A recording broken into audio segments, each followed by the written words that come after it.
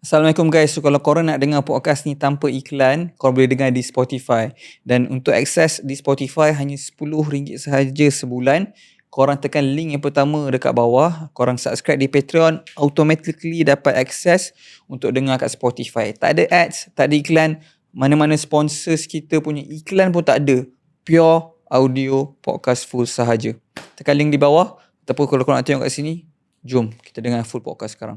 So setelah sekian nama guys, nama-nama yang banyak ditunggu-tunggu, Azirul Syafiq, nama yang since Tuan muncul dekat podcast Sirat Limau tu, memang saya ingat lagi kali pertama saya scroll browse kat YouTube kan, Sirat Limau tu satu thumbnail yang agak menangkap saya punya attention.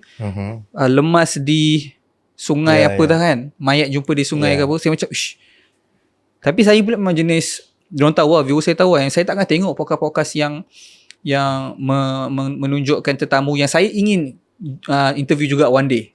So aku tengok sikit-sikit macam cepat-cepat, oh ni pasal apa ni, oh pasal human trafficking, oh ni menarik so, saya akan catat dekat saya punya notes potential guest yang ada, yang kalau ada rezeki insyaAllah.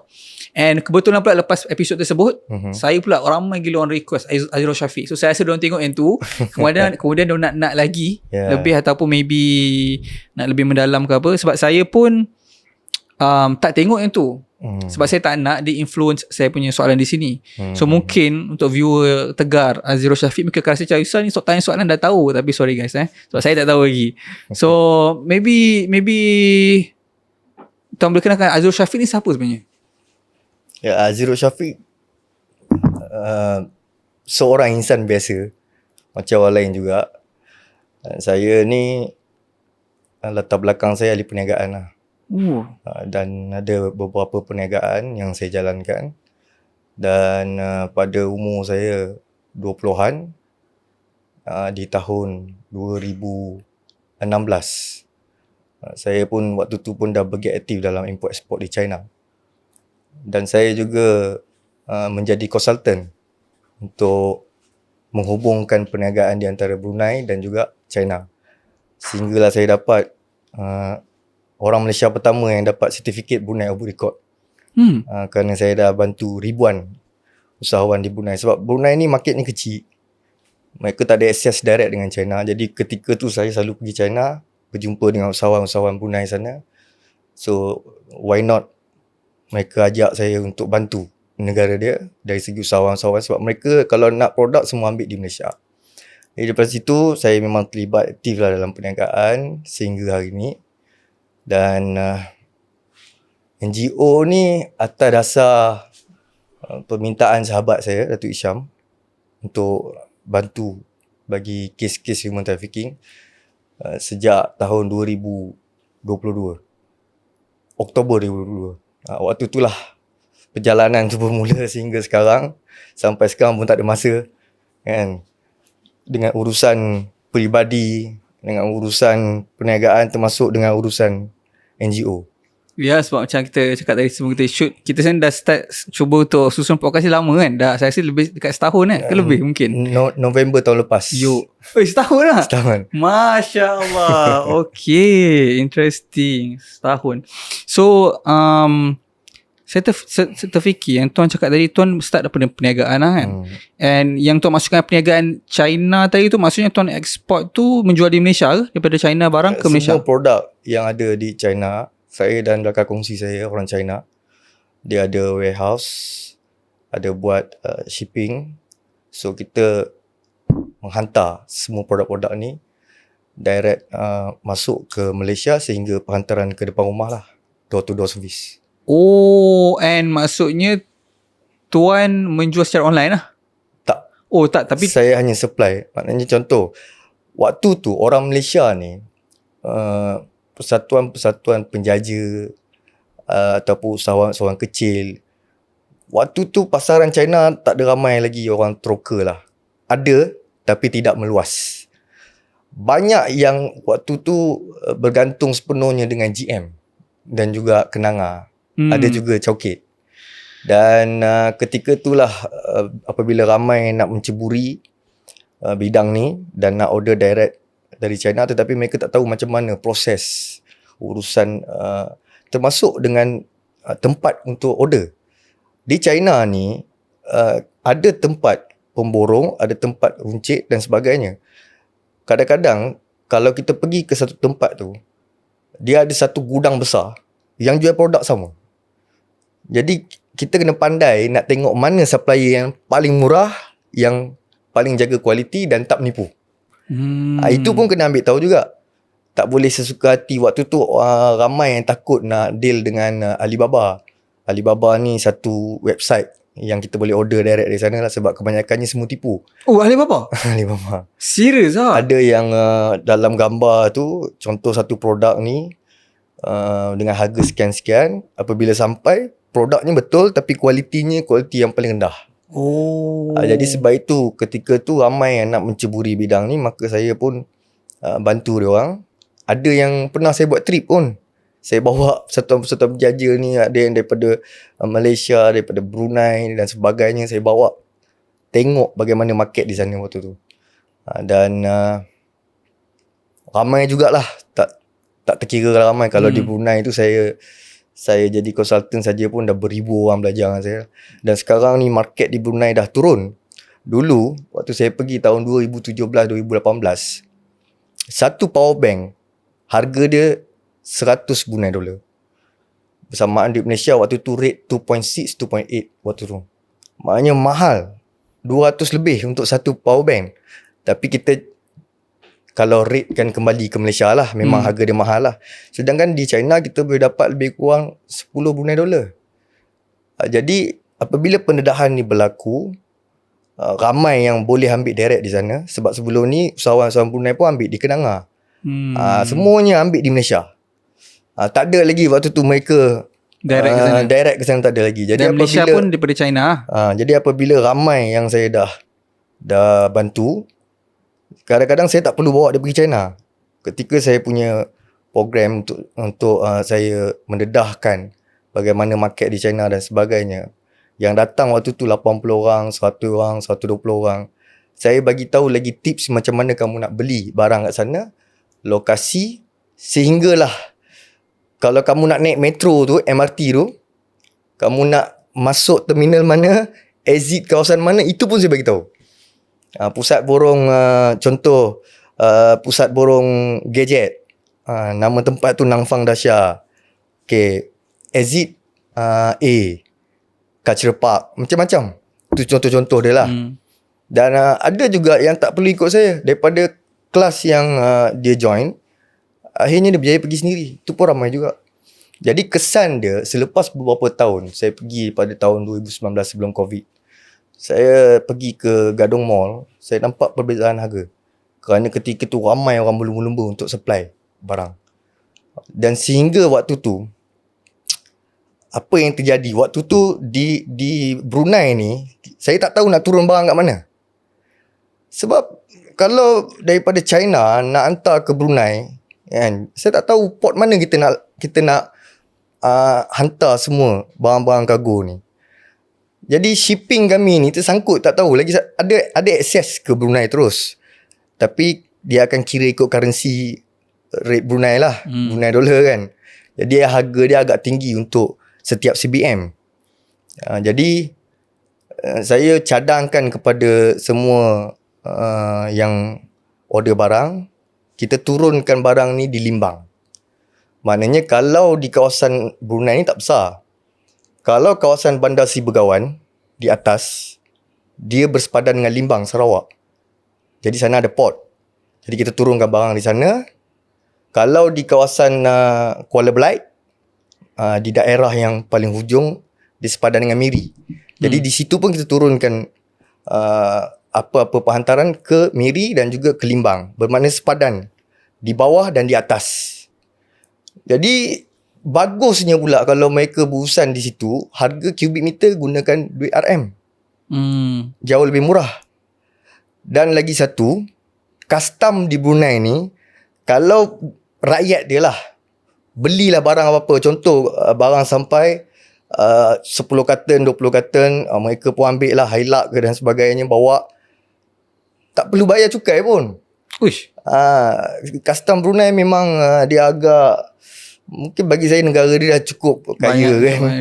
Jadi dia tak heran lah dengan produk-produk ni untuk dicukaikan. Jadi dia jimat banyak duit sebab kos untuk pengangkutan tak tinggi mana pun kerana jarak mereka tu dekat. Daripada Bandar Sibegawan nak pergi ke Kuala Belait lebih kurang 2 jam. Jadi kita bagi tengah-tengah daripada Kuala Belait dan daerah yang separuh pergi ke Kuala Belait, keluar pergi ke Miri, yang separuh belah atas keluar pergi ke Limbang.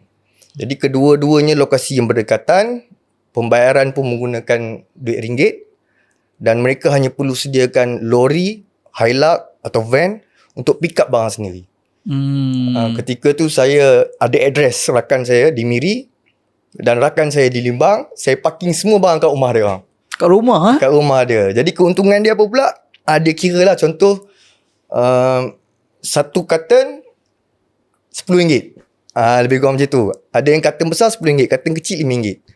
Jadi barang-barang yang mereka packing kat sana ataupun yang mereka order di sana dah siap tanda. Jadi mereka boleh ambil barang-barang mereka di rumah kawan-kawan saya dan kawan-kawan saya hanya kenakan cas lebih kurang RM5 hingga ke RM10 untuk satu kotak lah, satu carton besar. Satu carton besar atau satu carton kecil. Kiranya tuan boleh cakap bahasa Cina lah. Tak boleh juga. Cuba nak belajar tapi sikit-sikit tu faham lah. Tapi nak cakap tu saya tak ada masa nak belajar. So guna Google Translate je lah kat sana. Kalau 2016 mesti kena guna Google Translate. Tapi apa yang perubahan dah berlaku sekarang ni di China start daripada 2019 sehinggalah COVID. Dan selepas COVID, ketika China buka kembali pintu sepadan dia, saya dipahamkan oleh kawan-kawan saya di sana, jika mereka nak ambil pekerja, mereka perlu pastikan pekerja baru tu mahir dalam bahasa Inggeris. Oh, Inggeris? Ya. Jadi apa-apa mana-mana orang yang nak kerja dalam mana-mana company, tak kira company tu kecil, sama ada dia peruncit tepi jalan, ya, ataupun dia ni pemborong ataupun kilang, mereka perlu ada pekerja-pekerja yang mahir dalam bahasa Inggeris. Sebab apa? Itu memudahkan untuk urusan jual beli di antara China dan negara luar lah. Tapi benda tu tak berlaku pada 2016, 2017 tak. Kebanyakan semua pergilah mana tempat, mana ceruk sekali pun. Tak ada siapa yang boleh cakap English. Tapi sebab saya pun baru balik dari China itu bulan 9 sebagai Yunnan. Tak siapa boleh cakap bahasa English lah. Yunnan beza dengan Guangzhou. Guangzhou ni tempat Guangzhou, Yiwu, Shenzhen, Foshan. Ini tempat-tempat ekonomi di mana tempat berlakunya penjualan daripada kilang secara besar-besaran. Malah banyak kilang-kilang besar pun buka di kawasan-kawasan tu. Jadi antara contoh macam Shenzhen, dia supply gadget dan sebagainya. Jadi kilang-kilang besar sana, even iPhone pun buka kilang kat sana. Sebab apa? Nak jimat labor cost dan sebagainya, termasuk dengan material equipment, barang-barang phone. Begitu juga dengan Guangzhou. Guangzhou pun pelbagai jenis produk dia bina di sana. Dan Foshan pula dia supply furniture, perabot. Apa-apa barang datang daripada kayu, perabot, rumah dan sebagainya semua di kilangan di sana. Jadi berbeza dengan Yunnan. Yunnan ni mungkin tempat pelancongan kan, di kawasan Kunming dan sebagainya. Jadi dia tak terlalu menekankan untuk mahir dalam bahasa Inggeris. Berbeza dengan Guangzhou, Shenzhen, Foshan dan sebagainya. Dan dalam semua ni macam mana terjebak dalam tu, kira macam pembanteras human trafficking lah? Nak bantras tu tak lah. Tapi saya ni lebih kepada orang yang bertanggungjawab untuk bawa keluar rakyat-rakyat Malaysia kita yang terperangkap di mana-mana negara. Kalau nak kira bantras, siapa saya nak bantras? Saya bukan ketua polis. Dan kalau saya ketua polis sekalipun, itu bukan negara saya. Macam mana saya nak bantras? Walaupun rakyat dia. Walaupun rakyat dia apa boleh buat? Kalau sindiket ni bayar kepada government secara bulanan yang jumlahnya million, sehingga tahunan mereka boleh capai billion, kamu rakyat siapa nak membantah? Dan kita bercakap tentang negara-negara miskin. Contoh di Cambodia. Siapa tak tahu tentang Cambodia? Cambodia ni orang kata satu negara anak beranak. Daripada zaman Hun Sen, ya, berapa puluh tahun Kalau kita tengok dalam Google dia kata 20 lebih tahun, tapi secara hakikatnya 30 lebih tahun dia memerintah. Dan sekarang ni anak dia jadi Perdana Menteri. Daripada Hussein pergi ke Hun Manet, Hun Manet jadi Prime Minister, Deputy Prime Minister Hun Mani, anak dia juga. Itu kita cakap tentang Kemboja. Jadi Kemboja ni dari segi satu dunia tahu corruption macam mana. Dan semua orang tahu. Bayangkan Ministry of Interior ataupun kita kata KDN di sana lah, termasuk dengan Kementerian Pertahanan dan sebagainya. Kalau sekarang kita tengok di bawah Prime Minister Hun Manet, dia dah letak kabinet, dia buat kabinet reshuffle. Dia letak semua muka-muka baru. Kalau kita cek yang muka-muka baru tu semua anak kepada menteri dulu. Sama Menteri KDN pun dulu bapa sekarang anak. Sama Menteri Pertahanan pun dulu bapa sekarang anak. Tak ada beza pun. Jadi negara tu kita tahu negara yang miskin. Corruption ada, tinggi kadar corruptionnya. Begitu juga dengan Myanmar. Myanmar lagi lah negara yang tak stabil. Tak pernah lagi ada negara yang ditadbir oleh tentera begitu lama. Myanmar ditadbir secara demokrasi oleh Asas Suci berapa tahun je. Lepas tu 2019 dia kena guling dah. Sekarang ni tentera ambil alih balik. Dulu zaman bapak dia pun sekejap dia jadi Perdana Menteri, lepas tu kena guling dengan askar balik. Jadi Myanmar sendiri pun kerajaan yang tidak stabil. Kerajaan yang ada ramai puak. Dan puak-puak ni semua berpecah.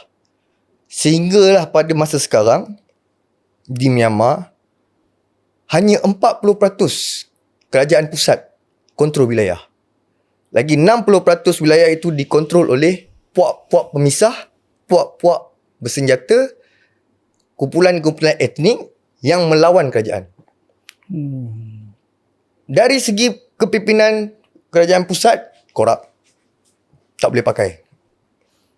Tak cukup dengan itu, kamu tak kuasai keseluruhan negara kamu. 40% wilayah yang kau kuasai. Yangon, Mandalay, Naypyidaw dan sebagainya. Tapi di kawasan sepadan mereka, daripada Lào Cai, Kokang, Mompau, itu sepadan Myanmar dan China. Belum lagi kita cakap tentang sepadan Myanmar dan India. Belum lagi sepadan Myanmar dengan Bangladesh di kawasan Rakhine. Belum lagi kita cakap tentang kawasan Myanmar sepadan Thailand. Itu semua bukan dimiliki oleh kerajaan. Itu semua daripada kumpulan-kumpulan etnik. Antara dia TNLA, AA, Arakan Army, MNDAA, ada pula BGF, DBKA, KNU. Ini semua puak-puak yang menentang kerajaan. Secara dasarnya mereka menentang kerajaan. Jadi bagaimana diorang nak mencari dana untuk memberi senjata dan sebagainya? Mereka ni lah terlibat dengan semua jenayah. Okay. Kalau ketika dahulu, mereka ni mungkin buka kilang dadah. Ada yang tak buka kilang dadah, tapi mereka ni support mafia-mafia yang jual dadah.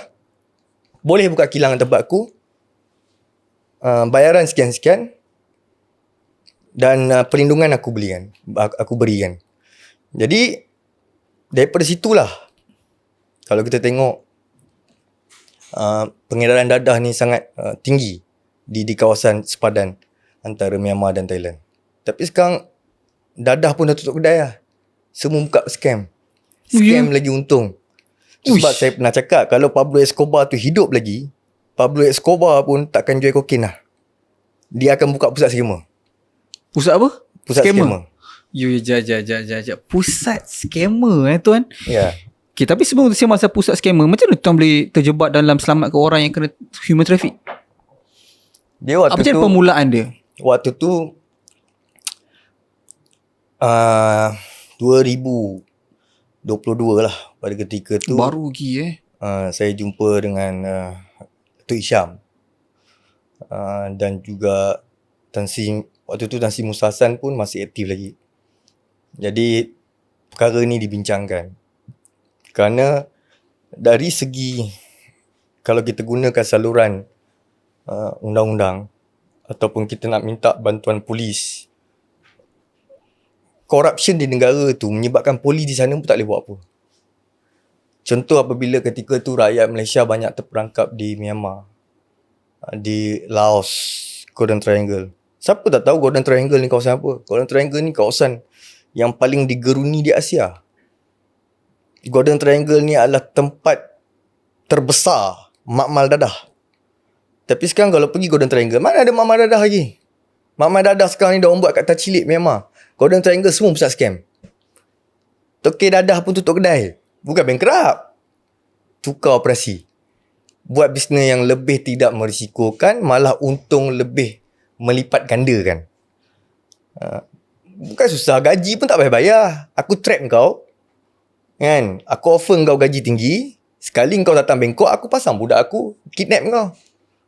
And then bawa masuk ke Laos atau Myanmar guna illegal. Jalan illegal, jalan tikus. So kau expect kita nak bayar gaji? Belum tentu. Malah kalau kau nak balik ketika itu, kau kena bayar tebusan dekat company pula. RM100,000, RM80,000, baru dia lepas. Dia pergi sini pun dia untung, pergi sini pun dia untung. Kalau kau tak boleh nak bayar tebusan, kalau kau miskin, kau jadilah hamba abdi aku. Kau kerjalah dengan aku. Kau tak dapat sale, aku pijak kau. Ush, macam tu Mati pun ada. Jangan cakap setakat pijak, mati pun ada. Kena short current dan sebagainya, pendahan tu semua orang tahu. Sebab tak perform maksudnya. Jadi berbalik pada soalan tadi, ketika tu Datuk Isham, saya tengok dia aktif. Datuk Isham ambil kes ni tak silap saya daripada hujung tahun 2001. Jadi pada ketika tu saya tengok MSO lah, dia begitu committed bawa isu ni, bawa ke perhatian Kementerian Luar, bawa ke perhatian Kementerian Dalam Negeri dan sebagainya. Waktu tu sehingga mereka buat demonstrasi di hadapan kedutaan-kedutaan yang menjadi sarang kepada sindiket ni. Kedutaan Myanmar, kedutaan Laos dan sebagainya lah. Jadi pada ketika itu saya berbincang dengan sahabat saya, Datuk Isham. Saya kata why not kita kalau tak boleh guna saluran on the ground, kita guna saluran underground. Jadi mereka tanya saya bagaimana. Saya kata biar saya pergi. Jadi saya bincang dengan kawan-kawan saya di negara-negara itu. Kawan-kawan daripada bisnes sebelum ni? Bisnes-bisnes. Ini kawan-kawan kenalan lama. Ush, lain macam malah maksud ni. Assalamualaikum guys. Jadi hari ni saya nak officially bagi tahu korang, actually saya ada launch buku saya sendiri, diterbit oleh tentang kita, Hafizul Faiz. Kalau korang tahu, buku memaknai sebuah proses yang mana saya menceritakan apa yang berada di fikiran saya untuk meneruskan proses penghasilan podcast ni dan dapatan-dapatan saya daripada guest yang dah lebih daripada 100 orang. Saya compilekan pengajaran-pengajaran yang mahal di dalam ni supaya kita tak takut pun dengan proses yang mana semua orang perlu melalui proses sebenarnya. Tak kisahlah korang dari segi kehidupan ke, dari segi bisnes korang ke, proses ni lah jalan ataupun jambatan yang perlu dilalui untuk mencapai kepada salah satu tujuan yang korang nak pergi, dan telah dikompilekan di dalam ni. Khas yang saya belajar daripada UCAS podcast lah. So korang boleh dapatkan kat bawah ni, back YouTube. Antara sejarah saya, biarlah benda tu berlalu kan. So ni maksudnya ada dunia sebelum bisnes lah, yang biarkan kita lupakan. Betul. Jadi rakan-rakan saya waktu tu bincang, waktu tu first case dekat Datuk Isham tu banyak gila. Saya cakap, Laos, Myanmar belum lagi waktu tu Myanmar tak kuat lagi. Waktu yang Myanmar kuat, waktu tu Kemboja kuat. Semua kes datang dari Kemboja. Malah Kemboja lah pusat sindiket pertama buka di Asia waktu tu. Saya cakap, apa benda ni macam ni banyak. Saya cakap, sebab kalau kita tengok, buat demonstrasi tak jalan. Pergilah berhimpun depan kedutaan mereka pun. Jeritlah. Saya tengok sampai ada family yang menangis, menjerit dekat depan kedutaan ketika anjuran demonstrasi yang dibuat oleh MSO. Kadang saya tengok pun waktu tu sebab jugalah kan. Tapi tak ada solution ketika tu. Jadi saya cakap dengan mereka, saya kata ini melibatkan sebuah negara yang korup. Jadi apabila negara ni korup, kamu rasa guna saluran diplomatik, undang-undang jalan ke? Belum tentu. Jadi saya kata why not kita buat satu cara yang mana saya bincang dengan kawan-kawan saya untuk kita tolong bawa keluar. Kawan-kawan saya orang lokal di kawasan-kawasan negara-negara tersebut lah. Mereka pun berpengaruh juga di sana. Jadi kita cuba, why not kita tak cuba. Dan ketika itulah baru saya pergi ke Cambodia. Saya minta Datuk Isham pinjam baju MSO. Kan, saya kata tak apa, saya guna platform MSO untuk bawa nama MSO. Kerana MSO ketika itu satu-satunya NGO yang bawa isu ni. Jadi saya ambil satu baju dan saya pun terbang pergi ke Kamboja. Saya jumpa dengan kawan saya dulu. Saya bagi tahu ada satu kawasan ni dekat dengan Bavet, sepadan di antara Vietnam dengan Cambodia.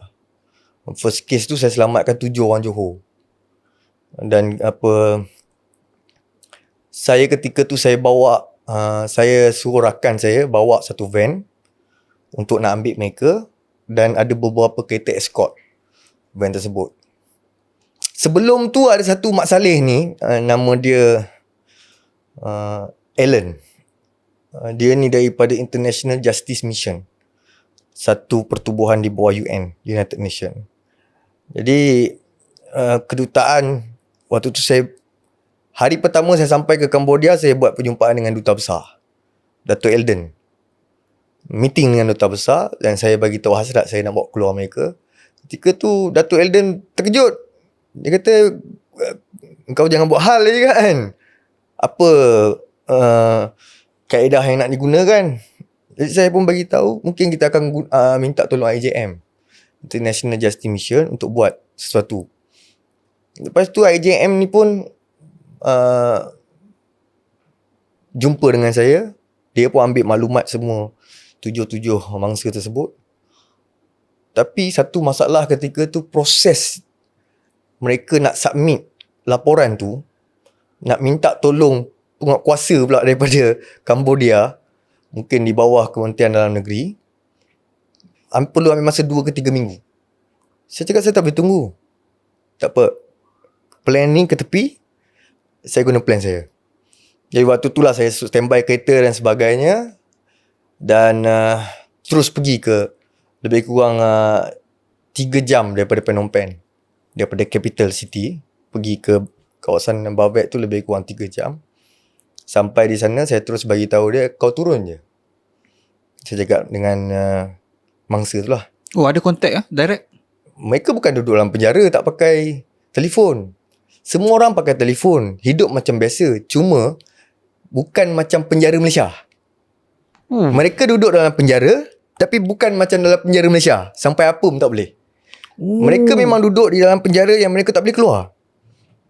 Mereka dikunci di dalam kawasan tu. Ada guard, ada security yang ada senjata kawal semua bangunan. Ada pintu besar dan diorang tak boleh keluar. Cuma kehidupan mereka masih bebas. Penjara tu sebab tak boleh keluar saja, tapi kehidupan tu masih bebas. Boleh pakai telefon. Kalau tak boleh pakai telefon pun, ketika mereka ada banyak mangsa yang minta tolong saya melalui TikTok, DM, ada yang melalui IG. Sekarang ni? Daripada Messenger. Kenapa? Kerana mereka tak boleh guna telefon, tetapi mereka ditugaskan untuk scam. Bermakna mereka setiap hari berdepan dengan komputer. Jadi mereka cepat-cepat login. Mereka minta tolong saya cepat-cepat. Dan saya tengok, first saya minta location dan sebagainya, barulah proses terusnya berlaku. Ada juga jadi macam-macam kaedah boleh digunakan oleh mereka untuk minta tolong. Dan ketika tu saya pun apabila saya punya kawan tiba, saya diarahkan oleh kawan saya, jangan ikut waktu tu. Saya tunggu di Phnom Penh. Jadi mereka yang buat kerja. Cuma saya, kawan saya beritahu, kata kami dah sampai, suruh dia turun. Jadi ketika tu saya bagi tahu, kamu turun je dekat situ. Dan apabila mereka turun, guard semua nampak lah.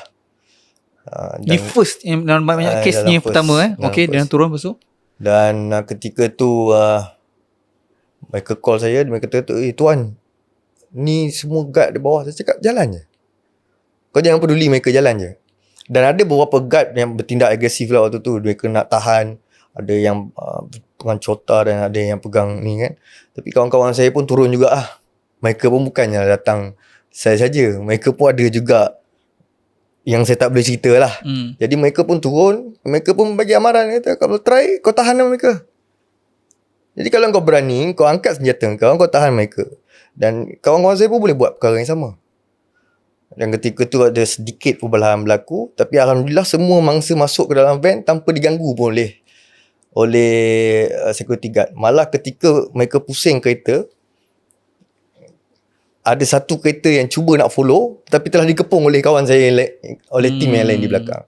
Dan akhirnya dia pun pergi. Dari situ baru kita dapati bahawa sindiket dari China ni, ini semua daripada China. Sindiket-sindiket ni semua tak ada pun orang lokal jadi bos. Sebab itu kawan-kawan saya ni semua marah dengan mereka ni.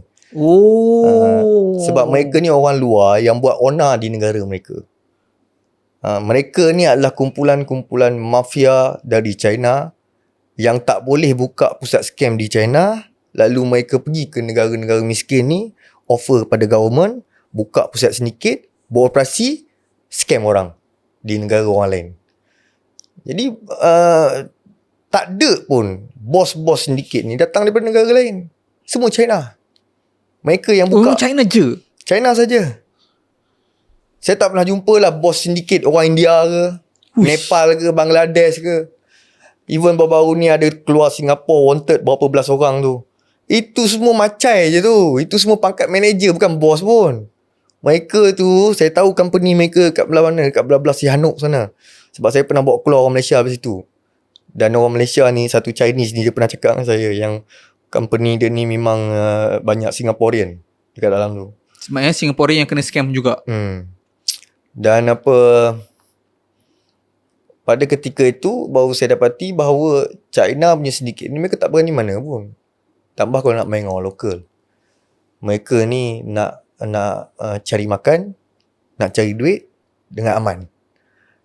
Setakat kalau aku nak kerana 2-3 orang, 6-7 orang ni punya pasal aku nak bergaduh, aku nak susah ni, aku tak mau lah. Faham. Itu first saya kaji kebanyakan pusat-pusat sindiket punya perangai. Jadi ketika tu ada satu video yang saya upload dekat TikTok lama saya. Ketika tu ada satu video yang saya sedang tunggu satu van putih datang, dan ketika tu ketujuh-tujuh mangsa turun sambil menangis peluk saya. Itulah yang pertama sekali video tu saya ada up di TikTok saya. Itu video dia. Dan ketika tu ada beberapa orang tengah tunggu di belakang saya pakai face mask. Kita menyambut kedatangan mereka.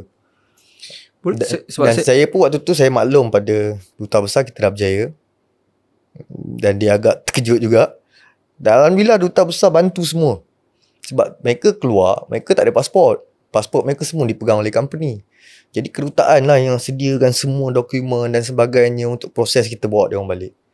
Ketika tu Ketua Polis Johor, Datuk Kamaruzaman, call saya. Ucap terima kasih. Sebab berjaya bawa keluar 7 orang ni. Yang merupakan semuanya orang Johor. Sebab saya baru nak tanya tadi macam, kenapa kawan-kawan lama tuan ni sanggup bantu tuan? Apa yang diorang dapat? Mereka, macam saya cakap tadi, diorang tak suka je lah, itu saja. Cuba kalau saya ada networking. Kita pun bukan baik. Tapi kita taklah sekejam itu. Faham. Ada pula pihak luar, ya, anasir-anasir daripada luar ni datang negara kita disebabkan dia ada duit, dia deal dengan government, dia buka compound besar-besar, buka pusat sindiket besar-besar, scam. Even di negara dia pun kena, Cambodia pun kena. Lalu pukul, bunuh. Itu lebih zalim. Sejahat-jahat mereka tidaklah sekeji-keji itu. Jadi mana mungkin ada orang gembira. Tambah pula dia bukan orang sana. Dia sedikit sebanyak mencabar jugalah kerajaan sana tak beri perlindungan pada diorang-diorang ni. Untuk apa? Kerajaan sana tentulah dia bagi perlindungan pada orang yang bayar. Bila orang bayar adalah orang yang nak buka compound ni semua, kan? Mesti. So maksudnya bila pihak tuan datang untuk menyelamatkan, kerajaan, dia tak boleh lah. Dia nak, kerajaan nak tekan saya tak boleh sebab kita dah berhubung dengan kedutaan. Oh. Jadi apa mereka boleh buat? Mereka tak boleh buat apa.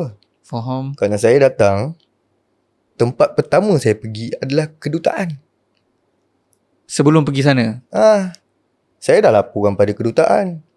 Apa aktiviti saya, kedutaan tahu. Jadi kes itu, apabila saya telah selamatkan, saya serahkan kepada pihak kedutaan. Macam mana kerajaan Kemboja nak tekan saya? Contohlah kalau pusat sindiket itulah komplain lah dekat kerajaan, mereka ni kacau bisnes aku apa semua. Kerajaan Kemboja apa cakap, kau gila ke? Mereka ni semua dah ada kes bawah kedutaan. Ni membabitkan hubungan diplomatik bukan senang. Kerajaan makan duit tu dia punya hal lah. Faham. Tapi kalau kerana kau punya orang 7 orang kena bawa lari oleh seorang mamat ni, lepas tu kau nak suruh aku pergi berbincang dengan kedutaan Malaysia, lantak kau lah. Mana kerajaan pun takkan buat benda tu. So macam sekarang ni berapa trip sebulan pergi menyelamatkan orang? Saya tak tentulah, tak tentu. On average lah. On average 3 bulan sekali. Senang cakap saya dah bawa balik 700 orang. Ush. Jadi kalau nak kira trip tu memang saya tak boleh cakap. Average pun saya tak boleh cakap. Faham. Saya tak tahu. Dan adakah setiap kali pergi selamatkan orang tu tuan pun turun padang sekali? Kalau di Myanmar, di Laos ya saya turun padang. Cuma setelah beberapa lama saya telah dinasihatkan oleh kedutaan kita di Yangon supaya saya jangan masuk ke kawasan sepadan Myanmar. Kerana kita pemegang pasport antarabangsa, kita tak boleh masuk ke Myanmar melalui jalan darat. Kalau nak masuk ke Myanmar perlu melalui satu pintu saja, iaitu Yangon. Airport Yangon. Jadi kalau saya ada IC Malaysia, saya tak boleh masuk ke Myanmar menggunakan jalan border di antara Thailand dengan Myanmar, tak boleh. Border di antara Thailand dengan Myanmar, hanya orang Thailand dengan Myanmar je boleh guna. Pemegang pasport international negara lain tidak dibenarkan menggunakan laluan itu, kecuali satu pintu di Yangon. Waktu tu saya terus terang cakap, saya pernah masuk ke kawasan tu semua. Tapi apabila dinasihatkan begitu, saya akur. Dan saya ada tim saya di Myanmar juga yang boleh bantu untuk bawa keluar mereka. Dan kita ada tim ejen-ejen ataupun kawasan-kawasan yang bot-bot smuggle dan sebagainya. Kita smuggle semua rakyat Malaysia daripada Myanmar masuk ke Thailand secara haram. Ya? Boleh declare kat sini? Boleh declare, tak ada masalah. Kenapa saya tak boleh declare? Sebab apa? Kalau kita ikut daripada logik akal, ada cara apa lagi saya boleh bawa keluar mereka? Mereka ni semuanya datang ke Thailand, ditipu kerja. Sampai di Thailand, semuanya kena colik ataupun kena tahan, dipaksa mengikuti satu kenderaan dan dibawa terus masuk ke Myanmar menggunakan jalan illegal. Kerana memang mereka tak boleh masuk guna jalan sah, macam saya cakap tadi. Jadi kalau saya nak keluarkan mereka balik, saya kena ikut jalan sah. Mana boleh. Sebab job terakhir mereka di mana? Thailand. So apa salah? Dan perkara ni pernah menjadi persoalan lah. Saya bergaduh dengan askar tu. Waktu tu bukan askar tu kawan saya. Dia sama-sama membantu. Maknanya saya dah smuggle mereka masuk ke Thailand. Saya maklum kepada kawan saya, askar tu Lieutenant Ratchnapong. Waktu tu ada isu dengan immigration. Saya tak tahulah immigration ni dia ada team ke apa awal. Tapi dia agak marah dengan saya. Dia kata dia nak charge saya. Dia nak dakwa saya kerana saya menceroboh negara dia dan kerana saya smuggle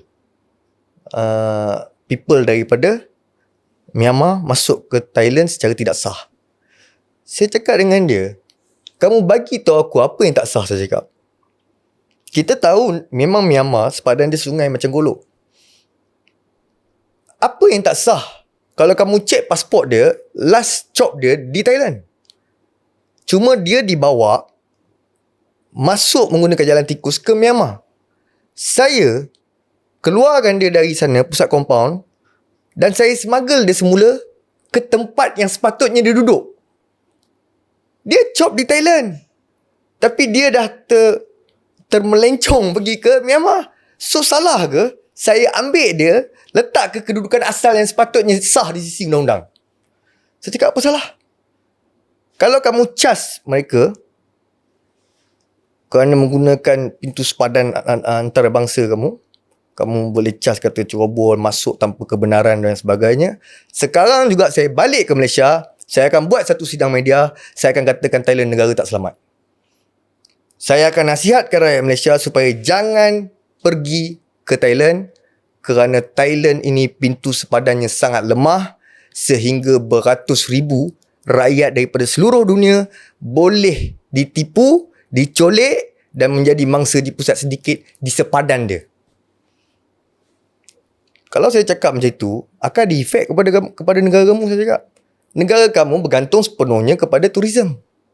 Oh, sepenuhnya Kepada pelancongan. Thailand apa dia punya hebat sangat? Dia bukan pembekal apa-apa produk, dia bukan ada kilang-kilang besar pun. Pertanian pun ala kadar je. Jadi lebihnya kepada turism. Market dia di situ. Jadi kalau kita bercakap tentang isu negara kamu tak selamat, memang tak selamat pun. Bayangkan semua rakyat kita yang kena dijual ke Myanmar ataupun Laos, semua chop terakhirnya di Thailand. Macam mana kamu jaga sepadan kamu? Saya cakap, kalau kamu setuju, sekarang saya balik, saya buat sidang media mengatakan negara kamu memang tak selamat. Kerana terbukti memang tak selamat. Waktu tu lah immigration kata okey lah, kita bincang balik lah apalah. So tak payah bincang. Saya cakap, kalau mereka overstay, terus bawa pergi ke balai polis, ambil statement, lepas tu besok naik court. Just bayar je fine tu dekat court, beli tiket flight, balik lah. Apa nak bincang saya cakap. So mereka waktu tu jadi isu lah ketika tu lah. Start daripada tu lah sampai sekarang tak ada isu langsung. Saya nak smuggle ke, saya nak apa ke, apa-apa bagi tahu askar tu. So sebab nak terfikir, saya nak tanya tadi, memang tak selamat lah. Sebab bila kalau kita fikirkan, kalau semua pork chop terakhir diorang dekat sana, cuma yang saya terfikir, kenapa diorang tak just colek orang yang dah dekat sana? Kenapa diorang nak kena bawa daripada Malaysia ke sana dulu? Siapa yang ada di sana? Thailand? Pelancong yang orang Malaysia? Macam mana nak colek orang Malaysia yang ada di Thailand? Itu agak susah bagi mereka. Sebab apa? Mereka ni nak perangkap rakyat Malaysia adalah dengan tawaran kerja. So mereka offer. Ada juga yang dicolek, yang menjadi pelancong dicolek. Tapi itu terjadi kepada rakyat China saja. Malaysia adalah tak lebih dari 5 kes. Itu kata dia lah. Dia pergi melancong dan sebagainya. Tiba-tiba awek dia ni pun bodoh juga. Dia pergi bercinta dengan satu awek yang dia tak pernah jumpa. So awek dia kata dia orang Thailand dan sebagainya. Datanglah bercuti Bangkok, lalu jumpa di hotel sekian, masuk satu kereta, Myanmar terus. Ini manusia-manusia bingai ni susah juga kan. Dan ada juga yang melancong pun ada, tapi itu China, orang-orang China. Kalau orang Malaysia ni kebanyakannya semua diperangkap melalui tawaran kerja. Mereka ni dapat offer satu tawaran gaji yang tinggi. Contohnya kerja di hotel, kerja di kilang. Saya pun pelik macam mana korang ni tak ada otak boleh terfikir Thailand nak ambil pekerja orang Malaysia. Sedangkan gaji kat sana basic pun berapa? 8,000 baht. Siapa nak kerja? Lagi satu kilang apa yang ada di Thailand ni sampai nak perlukan pekerja Malaysia. Pekerja dari rakyat dia pun tak cukup. Berapa ramai yang miskin, tak ada kerja. Jadi mungkin dia tak tahu sebab apa tawaran tu tinggi sangat, sampai gaji 50,000 baht sebulan, lebih kurang 6 ke 7,000. Jadi mereka tengok tawaran tu di Facebook, IG, TikTok melalui ads, iklan. So mereka pun klik link tu. Dan tawaran tu berlaku. Okay, kita di Bangkok, kita provide tiket semua sekali lah. Dia sediakan tiket penerbangan. Dan dia tanya kalau ada pasport tak. Kebanyakannya tak ada pasport. Tak ada pasport, kita buatkan pasport. So mereka ni dah ada dah ejen-ejen di Malaysia. Wish. Dah ada dah. Ejen-ejen ni yang bertanggungjawab bawa mangsa-mangsa ni pergi buat pasport. And then kan pasport buat 1 jam je. Bawa mereka, tak kira lah daripada negeri mana, so datang ke KL dulu, bawa mereka buat pasport. Siap pasport hari ni, malam ni tidur di satu hotel, contoh di kawasan Putrajaya. So besok tu naik flight pergi. Jadi apabila mereka ni sampai saja di Thailand, Itulah berlakunya paksaan untuk ikut menaiki sebuah kereta, dan kereta ni tu masuk. Kalau Bangkok ni di tengah, Bangkok nak pergi ke Myanmar di kawasan Myawaddy tu 6 jam je. Kalau nak pergi ke Laos di kawasan Chiang Rai sepadan dengan Chiang Saen, Golden Triangle, itu baru lebih kurang 10 jam. Kalau nak pergi ke Kemboja di kawasan Aran sepadan dengan Poi Pet, baru 4 jam. Bangkok ni tengah-tengah. Bukan susah pun nak smuggle orang. Saya terfikir bahaya untuk tuan sendiri buat benda ni. Dia sebenarnya kalau kita nak kata tak bahaya tu bohong lah. Tak ada istilah tak ada bahaya. Tapi kalau saya nak fikir bahaya ni, macam mana pula saya nak keluarkan mereka? Banyak sesi saya bergaduh dengan pihak-pihak sindiket ni. Saya pernah bergaduh dengan sindiket di Laos, even di Kemboja, di Myanmar. Ada yang bergaduh dalam telefon, ada yang bergaduh depan-depan waktu table talk. Banyak. Pengalaman ni sangat banyak selepas daripada 2022 sehingga ke tahun 2025 ni. Tapi apa yang saya dapati, mereka ni satu organisasi besar. Mereka ni kuat psycho. Sebab kerja mereka memang hari-hari pun psycho orang kan. Mereka ni memang zalim. Kadang-kadang kita tengok kalau penyiksaan yang berlaku tu memang kita tengok pun tak boleh tengok lah. Kalau dia ambil batang paip tu, dia pukul. Saya pernah tengok satu video tu, sampai daging-daging bontot dia tu pecah. Berlaku pada orang Malaysia. Habis kalau tengok. Even ada yang kena pukul mati di Cambodia. Orang Malaysia juga? Orang Malaysia juga. Dan ada yang dipukul dan dibuang ke sungai. Dijumpai oleh askar. Orang Ipoh, umur baru 20-21. Cina. Oh, Cina? Itu kena pukul, mati. Di Myawaddy. Mayat dia dibuang di kawasan sungai. Buang pergi ke sepadan. Maknanya dia orang tak nak mayat tu ada di Myawaddy lah, di Myanmar. Jadi dia buang ke sungai. Jadi mayat tu dia angkat letak di sebelah sana. Di Thailand. Lalu dijumpai oleh askar waktu tu. Askar Thailand? Askar Thailand. Keluarga dia orang Ipoh. Tapi usually kalau dia kena pukul sampai mati ni sebab apa? Dia tak cooperate lah? Tak dapat target. Oh, tak dapat target Tak dapat target. Mereka ada sediakan satu target. Di mana contoh pada bulan ni, grup ni perlu capai target 1 million. Mereka memang ada target. Tanpa target, company tak boleh dapat duit yang banyak. Jadi mereka sediakan satu package. Package A, kau kena dapat target sampai 1 juta hasil. Kalau kau tak dapat, kau kena package lagi satu. Kan? Kau nak short current ke, kau nak tali pinggang, kau nak batang paip, atau kau nak pakai tangan kaki. Memang kejam. Malah kalau di Cambodia tu, saya tengok ada orang China. Orang China ni dia pukulnya mangsa tu pakai satu batang kayu yang solid, besi yang solid. Satu pukul, satu pecah kepala dia. Pukul sini, pecah. Badan dia semua habis. Akhirnya dia ambil, dia buang macam tu kat luar. Besok, polis Kemboja datang ambil, bawa pergi hospital, postmortem, hantar balik ke negara asal. Itu je lah. Uish, hantar balik negara asal? Hantar, kalau family ada duit, hantar balik negara asal. Tak ada family duit, bakar situ lah. Bawa balik abu lah. Di Kemboja, kes kematian daripada pusat sindiket ni bukan sikit tau. Orang Indonesia saja, saya rasa lebih 500 orang dah mati dah. Kalau orang China, saya rasa ribuan orang dah mati dah. Bukan sikit kes kematian. Kalau di Malaysia saja, tak kurang 10 ke 20 orang dah mati di Kemboja. So maksudnya kalau isi peratusan, orang paling ramai kena scam orang China sendiri. Orang China sendiri ni mereka perlukan untuk scam market Taiwan. Market Taiwan dan juga market di Eropah. Orang Malaysia mereka perlukan untuk scam market Singapura, Malaysia, Indonesia.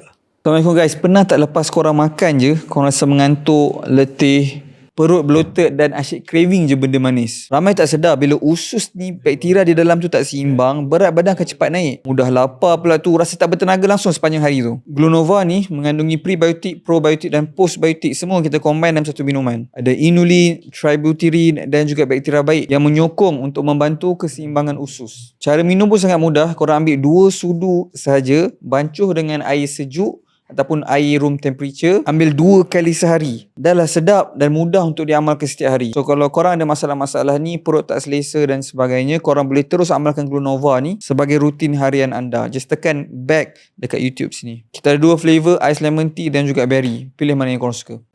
Okay.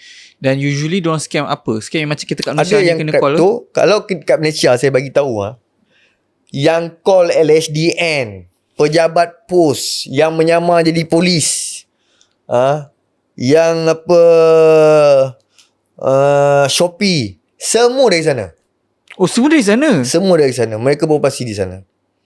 Di Myanmar, Laos ni semua? Ya. Dan kalau di Myanmar, mereka fokus untuk scam cryptocurrency. Maknanya mereka sediakan satu platform untuk invest, terutamanya dalam crypto, USDT dan sebagainya. Contoh kita invest RM10,000, kita akan dapat dividen satu hari 1% contoh. Sebulan 30%. Jadi konon-kononnya crypto tu mining. Mining setiap hari sebanyak 1% dividen daripada capital yang kita masuk, daripada modal yang kita masuk. Itu contoh dah. Lepas tu dah cukup satu tahap, nanti sistem tu akan down. Dia tipulah. Itu kalau di Myanmar. Kalau di Laos, kalau di Myanmar, kalau di Laos dan di Kemboja, dari segi telefon dia jadi LHDN ke, pejabat pos, Shopee, Lazada ke, ataupun apa-apa, polis yang menyamar pakai AI tu semua Kemboja dan Laos. Dan so maksudnya orang Malaysia yang scam orang Malaysia sendiri, tapi orang Malaysia yang kena tangkap di sana. Ya, sebab itu mereka perlukan orang-orang negara ni untuk memudahkan scam di negara tersebut. Kalau kita tengok pusat-pusat sindiket ni, mereka bukannya datang daripada rakyat satu negara, dua negara.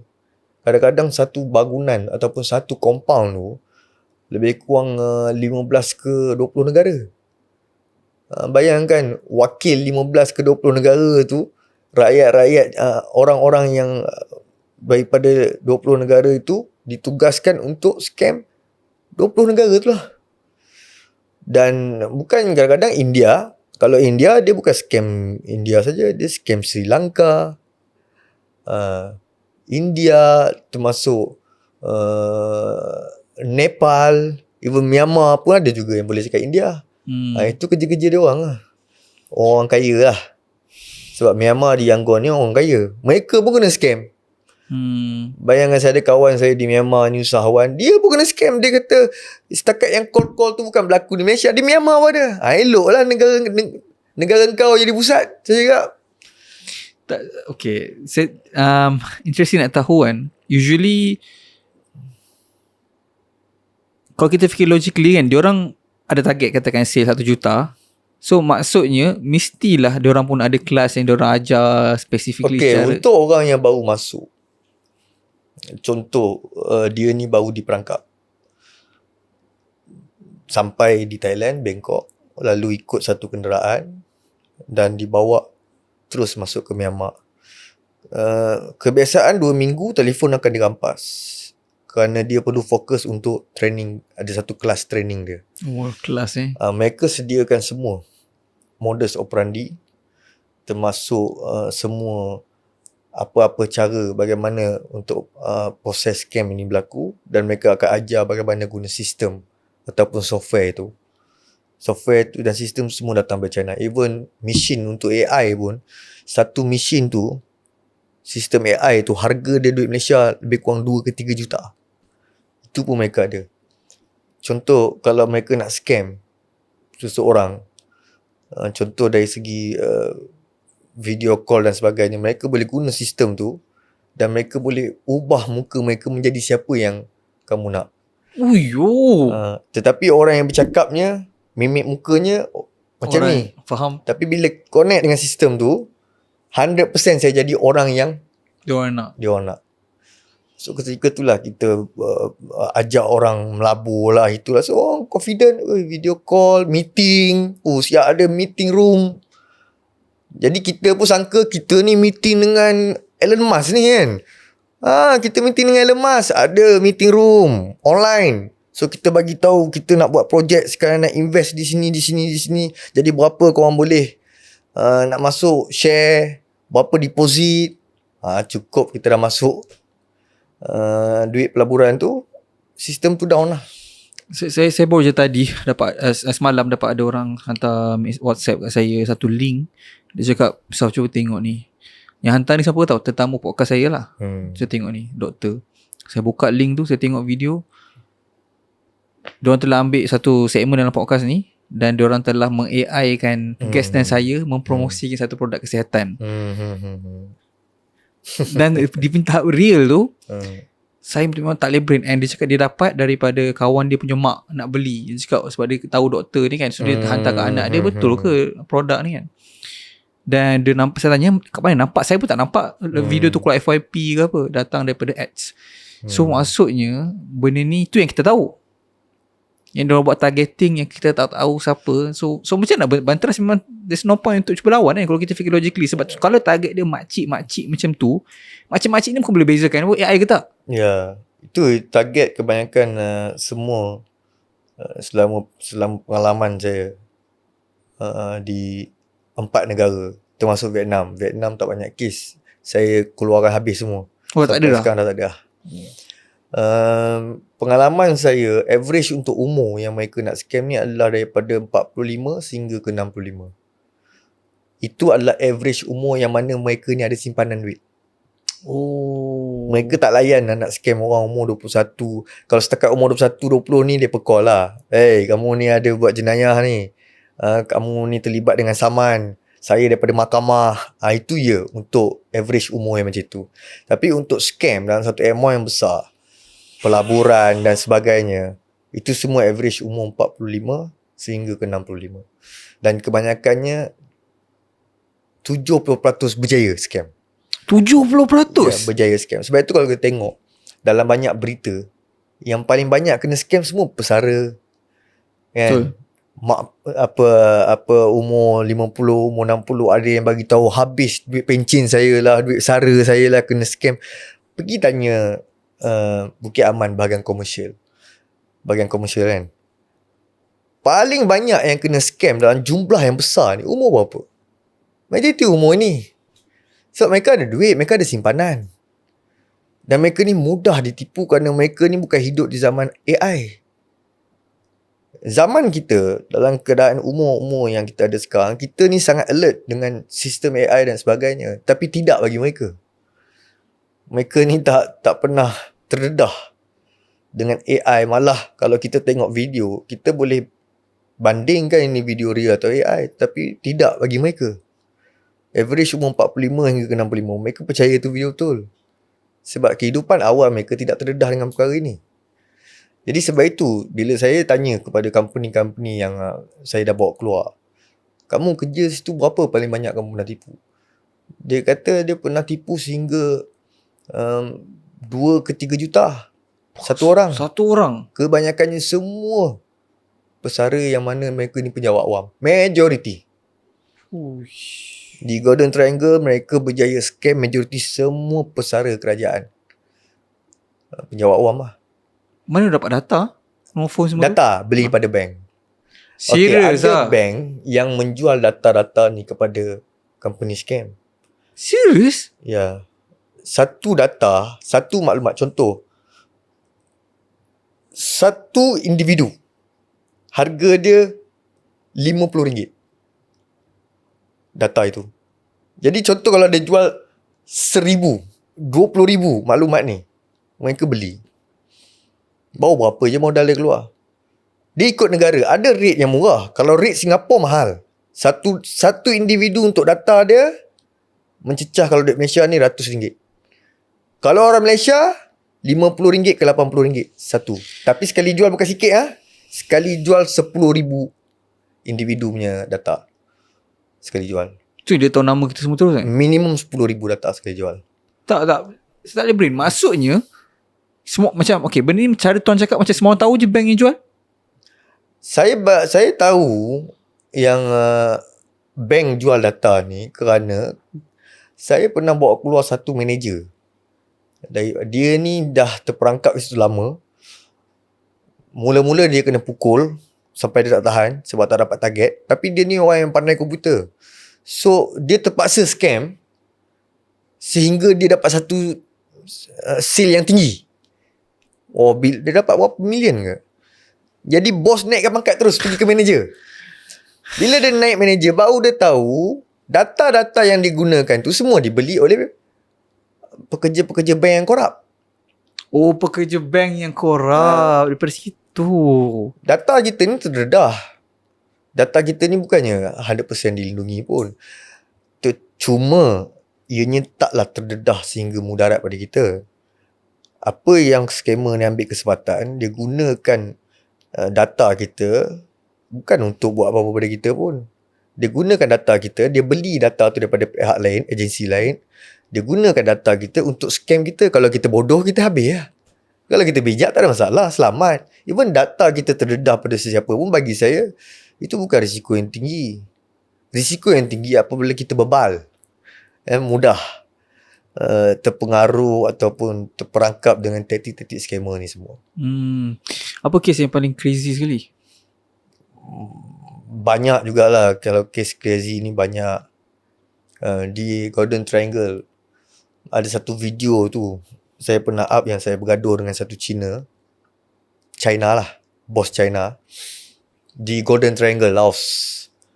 Waktu tu saya dah bawa keluar 3 orang Malaysia, yang itu satu Cina dan 2 Melayu.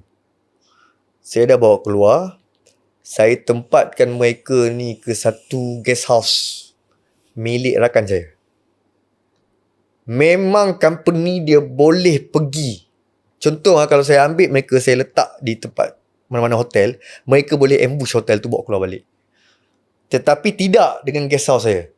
Sebab kawan saya tu adalah ketua immigration Golden Triangle. Jadi dia tak boleh bawa keluar. Jadi apa dia buat? Dia bawa orang-orang dia ramai pergi ke bilik budak ni. Dia ugut. Saya waktu tu dekat Chiang Saen. Chiang Saen ni, ini Golden Triangle, ini sungai, ini Chiang Saen. Saya dekat opposite je, sebelah sana. Sebab saya tak tidur dekat Golden Triangle kerana satu masalah di Laos ni, tak ada makanan halal. Di Golden Triangle saja memang susah nak cari makanan halal. Even nak cari Maggi halal tak ada. Di Laos, jangan harap ada makanan halal di Laos. Sebab di Laos ni tak ada etnik Islam pun. Tapi kalau saya duduk di sebelah sana, di Chiang Saen, mudah untuk saya. Saya nak pergi beli makanan halal, melalui Grab ada, melalui 7-Eleven pun ada. 7-Eleven pun banyak choice untuk kita nak beli makanan. Jadi kerana faktor makanan ni, saya sanggup berulang-alik pergi ke Golden Triangle hari-hari. Saya tidur di Chiang Saen, di Thailand. Besok pagi saya bangun, saya call kawan saya, naik boat, saya terus masuk Laos. Golden Triangle Laos. Ada kadang-kadang saya tidur juga Golden Triangle Laos. Itu pun kalau ada wartawan-wartawan yang nak ikut. Banyak je wartawan dia ikut saya. China Press, Berita Harian, Metro. Mereka ni semua dah ikut saya. Malah mereka pun ketakutan. Ketika mereka ikut saya, ada orang ikut. Malah berhenti ambil gambar. Ambil gambar mereka semua. Dia wartawan, kerja dia ambil gambar, tapi dia pun kena ambil gambar dengan orang lain di Golden Triangle, di Laos. Takut mereka. Kalau bawa wartawan, saya tidur Golden Triangle. Sebab apa nak bawa wartawan? Kalau tak ada wartawan, setakat trip untuk mission saya ulang alik.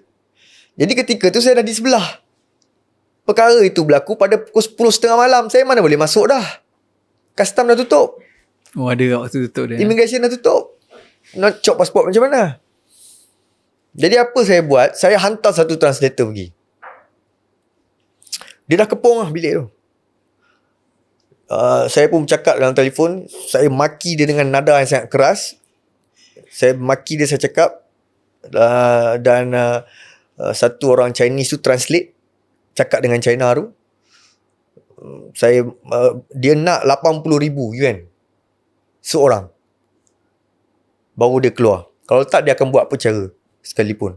Saya siap ugut dia lagi. Saya kata, kalau kau berani, kau angkat dia bawa keluar, kau masuk Thailand, kau tak selamat. Itu antara ayat-ayat saya yang sebelum saya tutup conversation tu lah. Kan? Dia yang tutup conversation tu, bukan saya. Tapi sebelum tu band betul lah. Betul. Dia tak selamat lah masuk ke Thailand tu. Kita boleh buat, tak ada masalah. Oh ya Tak ada masalah. Macam Sebab apa? Kalau dia main dengan nyawa orang tu, kenapa kita tak boleh buat macam tu? Takkan kita jadi tikus, kan? Dia tunjuk dia punya belang, takkan kita nak menyuruh. Dia kalau dia kata, dia siap cakap lagi, apa saja sekalipun, kalau tak bayar 80,000 yuan, dia akan buat apa cara sekalipun untuk pastikan dia orang tak selamat. So saya cakap dengan dia, kau masuk Thailand, kau pun tak selamat. Dia perlu masuk Thailand, macam mana pun. Dan dia ni, China ni, dia kenal saya. Dia tahu saya punya kawan-kawan di kawasan 3 negara. Di wilayah Golden Triangle tu, dia cukup tahu. Even dia pun tahu saya main kawan bukan kecil-kecil. Nak tengoklah guest house duduk pun siapa punya, ketua immigration punya. Saya hantar pula orang kepung balik dia di kawasan tu. Lalu saya bagi cadangan pada dia, kau nak balik atau kau nak lawan? Lepas tu dia pun cakap dia cakap macam-macam lah. Dan saya pun memang keras lah dalam conversation tu. Dan akhirnya dia pilih mundur. Saya cakap dia, jangan cakap 80,000, 8 yuan pun aku takkan bagi. Saya cakap, jangan cakap 80,000 yuan, 8 yuan pun kau takkan dapat. Saya cakap, nak duit ambil kat saya. Tapi dia tak nak jumpa saya. Saya minta dia jumpa saya. Saya cakap besok jumpa. Dia tak nak. Dia kata dia nak main polis Golden Triangle. Saya cakap, kau berani kau main lah polis Golden Triangle. Saya kerjasama dengan kedutaan. Kedutaan Laos tu, Kaunselor Lokman tu memang baik dengan saya. Kadang-kadang bila ada kes refer kedutaan dengan Lokman pun minta tolong saya untuk memudahkan kerja-kerja operasi menyelamat dan sebagainya. Jadi kau nak setakat, kalau kau nak bagi tahu kau bayar dekat polis, lepas tu kau nak gunakan polis tu, kau nak ugut aku, balik lah. Itu takkan berlaku. Sebab apa? Saya pun pergi ke sana atas urusan organisasi. Dan setiap operasi menyelamatkan, kita ada sidang media. Dan kita agak terkenal juga. Kita bukan organisasi yang tidak dikenali. So kalau kamu polis cuba nak bersama-sama dengan mereka ganggu operasi kita nak bawa balik rakyat Malaysia, kita akan buat satu sidang media. Kita akan dedahkan semua. Itu satu tamparan yang hebat kepada kamu. Dan kita juga akan tekan. Kita pun ada saluran kita untuk tekan mereka ni. Sindiket-sindiket China ni cukup takut kalau gambar mereka ni saya hantar kepada kedutaan dia orang. Kedutaan China. Kerana kalau saya hantar, confirm dia tak boleh balik lah. Tak boleh balik China? Tak boleh balik. Dia nak balik lagi? Mesti nak balik. Orang buat duit banyak-banyak tak boleh balik negara asal, buat apa? Ginger kat situ lah. Tak, dia tak fikir macam tu lah. Dia nak pergi, okay. So tu yang paling crazy sekali sampai melibatkan 3-4 organisasi polis, lepas tu rumah dan sebagainya. Saya pernah bawa TV3 pergi ke Golden Triangle Laos. Fahmi TV3. Sampai tanyalah Fahmi tu, wartawan TV3 tu, punyalah Golden Triangle ni dia marah dengan saya. Bila saya nak masuk cop pasport pun, tiba-tiba dia kata, oh ni lah, itulah, ni lah. Saya cakap, saya bukan baru dalam situasi ni. Saya dah tahu benda ni lama dah. Dia nak cuba nak menghalang saya masuk. Saya call kawan saya, ketua immigration. Apa masalah? Saya tak boleh masuk. Adakah saya melanggar apa-apa undang-undang? Saya masuk guna saluran jalan yang sah dari segi undang-undang.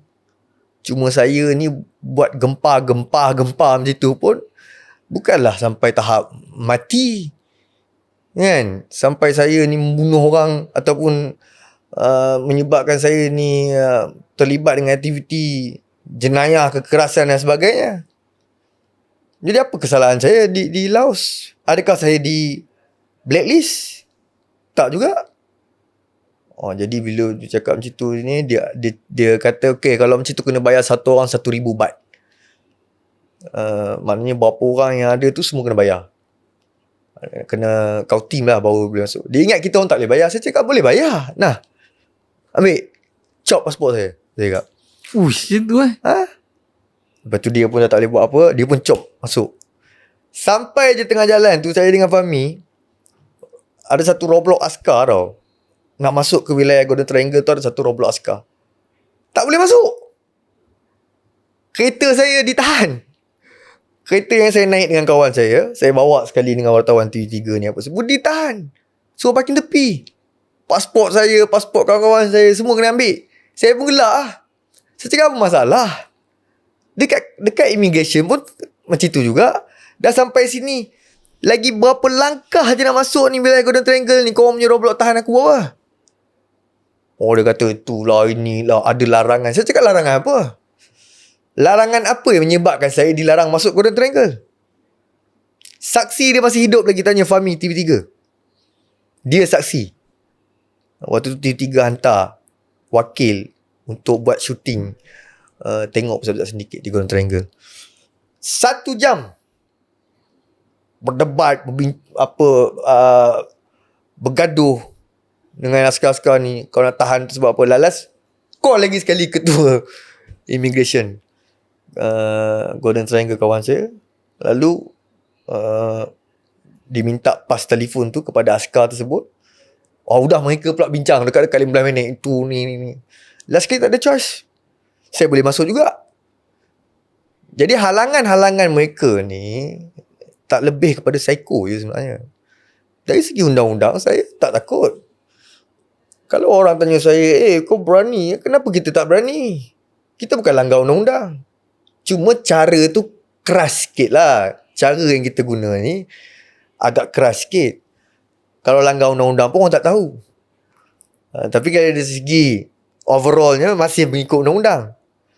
Kalau langgar undang-undang, kita tak cerita orang lah. Itu cara kita lah. Macam mana tuan boleh ada connection dengan ketua immigration Golden Triangle? Itu semua ketika waktu kes. Ada satu kes ni melibatkan, saya tak silap saya 4 ke 5 rakyat Cina. Rakyat kita bangsa Cina. Tak silap saya duduk Ampang, macam itulah lebih kurang. Waktu tu berlaku satu pergaduhan juga. Bertekak-tekak lah. Saya suruh lepas, company tak nak lepas. Saya suruh lepas, company tak nak lepas. Jadi dia ni, company ni gunakan kuasa dia, bagi tahu kepada immigration, sekat mereka ni kalau boleh jangan keluar. Jadi ketika tu, apabila kita dah sampai di sepadan, tiba-tiba immigration tu dah kenal pasti, ni orang dia, ni orang dia. Tak nak cop. Saya terus pergi jumpa. Saya pun bising. Bukan ketua tu, ketua tak terlibat. Orang bawahan ni. Pegawai-pegawai bawahan ni waktu tu. Mereka yang menghalang. Jadi saya bergaduh dengan mereka kat kaunter. Jadi dengar bising apa hal, ketua tu daripada atas turun lah. Dia pun fasih English. Jadi sembang dengan saya cakap apa masalah dia. Assalamualaikum guys. So saya nak share dengan korang rambut yang korang tengok saya pakai podcast ni sebelum ni ke, rambut yang baru saya buat ni sekarang ke, inilah daripada Inai Republic. Warna baru diorang officially launch Mocha Milk Tea. So kalau korang nak dapatkan Inai dengan pelbagai jenis warna yang lain, termasuklah warna yang baru ni, korang boleh tekan back kat sini. Ini adalah Inai Republic tersebut. Sangat senang nak pakai, apply sendiri sahaja. Dalam masa 30 minit ke sejam, korang dah boleh basuh dan boleh terus nampak hasil dia. Jangan risau, 100% telus air, sah solat, dah officially SIRIM approve untuk ketulusan air tersebut. Inai Republic sold pun dah lebih daripada 1 juta botol, boleh dapatkan di bawah. Kenapa dah kena tahan? Saya cakap walaupun dia ni makan duit dengan company ke, itu dia punya salah. Tapi yang nak tahan hak kami untuk keluar daripada negara kamu, kenapa? Saya cakap, adakah mereka overstay? Tak. Adakah mereka tidak ada visa? Mereka ada visa. Even kalau mereka tak ada visa pun, kita bayar je lah overstay, kita boleh balik. Tak ada hal lah. bayar overstay balik lah. Apa masalah? Jadi waktu tu saya tanya dengan pegawai tu. Lepas tu dia tanya saya siapa.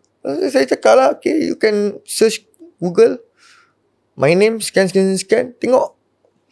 Semua ada terpapar di situ. Jadi dia pun tahu saya ni daripada NGO daripada Malaysia. Dan dia tengok saya ni pun agak keras punya orang. Dan setakat tu dia buat kawan dengan saya. Dia kata, okay, after this kalau ada apa-apa misi untuk rescue dan sebagainya, dia kata letak dekat hotel dia. Oh, dia terus nak tolong. Dia kata terus, sebab dia tengok kelakuan saya yang agak keras pada ketika itu, dan dia juga tengok, dia check sendiri di Google dan sebagainya, my background, dan dia percaya yang saya ni terlibat aktif dan dikenali ramai di Malaysia.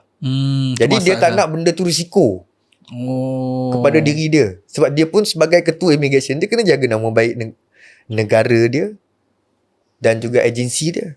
Walaupun mungkin dia menerima bayaran daripada company. Ya, bayaran tu di antara negara dia je. Itu antara kau dan aku saja. Tapi image di luar negara tu perlu dijaga. Dan saya mengancam. Saya kata, kalau jangan sampai aku balik Malaysia, aku dedahkan apa perbuatan korang ni, sehingga cuba nak block kami keluar daripada negara kamu hanya kerana arahan daripada company. Waktu tu ketua cakap, brother, no lah, it's okay lah. So this, dia cakap kalau ada apa-apa misi, hantar pergi ke guest house dia lah. Jadi start tu lah semua mangsa, walaupun daripada Malaysia, Indonesia pun saya tolong, semuanya saya campak ke guest house dia, sehinggalah guest house dia tu berkembang maju sehingga sekarang. Malah dia bagi saya hutang dulu. Siapa-siapa yang nak duduk dulu, duduk lah. Apa-apa bayaran tu hutang dengan saya. Tak ada masalah. Sampai sekarang saya berhutang, dia tak bayar lagi. Sebab saya pun nak tanya macam apa mindset di sebalik menonjol di social media kan. Sebab takkah benda tu macam membahayakan. Tapi bila tuan cerita ni saya tak faham lah. Maksudnya disebabkan tuan dikenali lah, diorang takut nak sentuh. Sebab kalau apa-apa jadi kat tuan, dia akan melibatkan antara dua negara. Kalau saya duduk diam, betul, saya faham ada setengah mindset ni mengatakan, tak bahaya ke jika engkau terdedah? Tak bahaya ke jika orang kenal kau? Bagaimana dengan nyawa engkau terancam? Sebenarnya lagi bahaya kalau kita duduk diam. Bila kita tak expose diri kita, kita tak expose kelakuan kita bagaimana, kita tak tunjuk kita ni orang yang bukan boleh kau buat main-main, kita tak tunjuk diri kita siapa, macam mana kau nak bertempur dengan sindiket international? Kau ingat mereka tu gangster kampung ke? Mereka bukan gangster kampung. Malah mereka pun bukan gangster bandar pun. Mereka punya level tu international. Buat jenayah pun jenayah rentas sepadan. Organisasi yang besar. Main dengan negara. Bayar kepada kerajaan. Bukan macam gangster Ali ke Apek ke Mutu yang bayar kepada polis. Tempatan. Mereka tu deal dengan Perdana Menteri di negara-negara tersebut. Mereka bukan kecil anak. So kalau saya tak expose diri saya tak tunjuk bagaimana cara saya, ciri-ciri saya, bagaimana saya nak berdepan dengan mereka? Mereka lagi senang nak tekan saya. Macam saya cakap, saya berhubung baik dengan semua kedutaan negara yang saya pergi buat kacau ni. Semua kedutaan pening kepala dengan saya. Banyak kedutaan Bangkok, si konsular tu, kedutaan di Yangon, kedutaan di Cambodia. Pening kepala dengan saya. Kadang-kadang aktiviti saya tu agak bertentangan dengan cara kedutaan. Ya, kedutaan kan diplomatik, ya, ni saya lain macam sikit. Jadi mereka agak pening dengan saya, tapi alhamdulillah semua tu teratur. Matlamat saya nak bawa rakyat Malaysia balik. Cara susah ke cara mudah, itu urusan saya. Adakah tu the main thing yang tuan buat sekarang? Adakah itu the main thing yang tuan buat sekarang? The main thing itu cara itulah yang kita punya. So bisnes semua dah tinggalkan lah?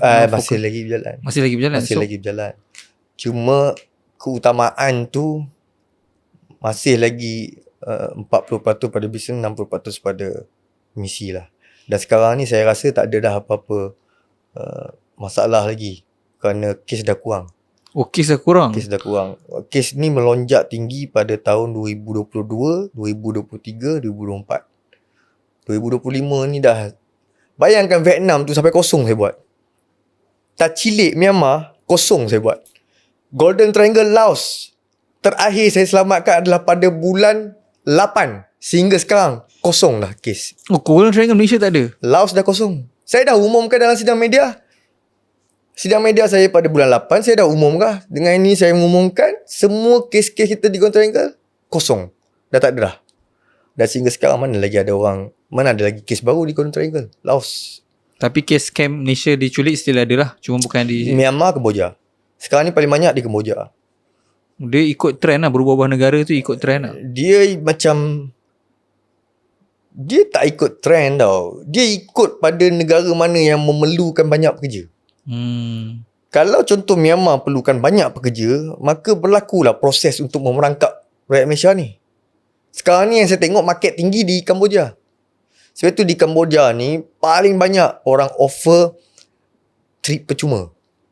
Kan? Contoh adalah peraduan.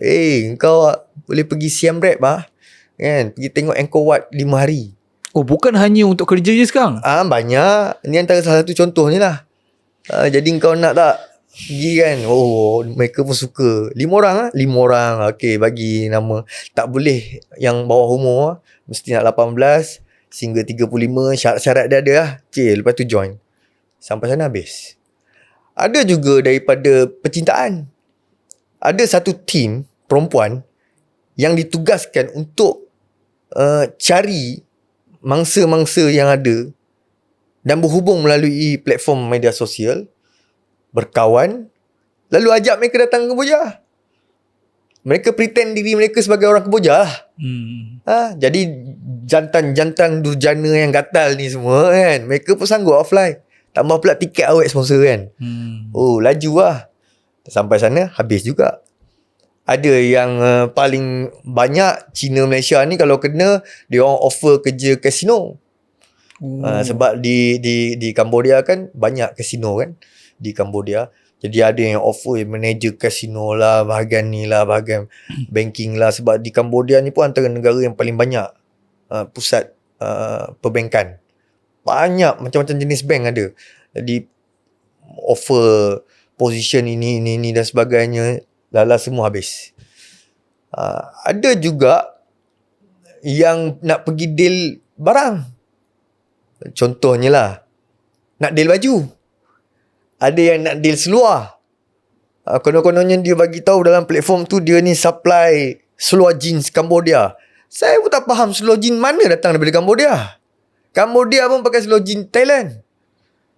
Tapi dia pretend lah macam itulah kan. Jadi dia bagi tahu okey, siapa yang nak buah-buahan pun ada. Mangga Kemboja. Jadi nak busan dan sebagainya boleh datang lawat ladang kami lah.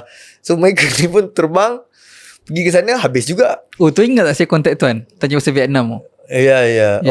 Ladang Lychee. Ladang Lychee saya risau. Saya buat di Vietnam memang dah tak ada kes lah. Sebab tu saya bagi tahu hari tu mustahil kalau ada kes scam, sebab lychee ni memang antara tanaman dan pengeluaran terbesar di Vietnam.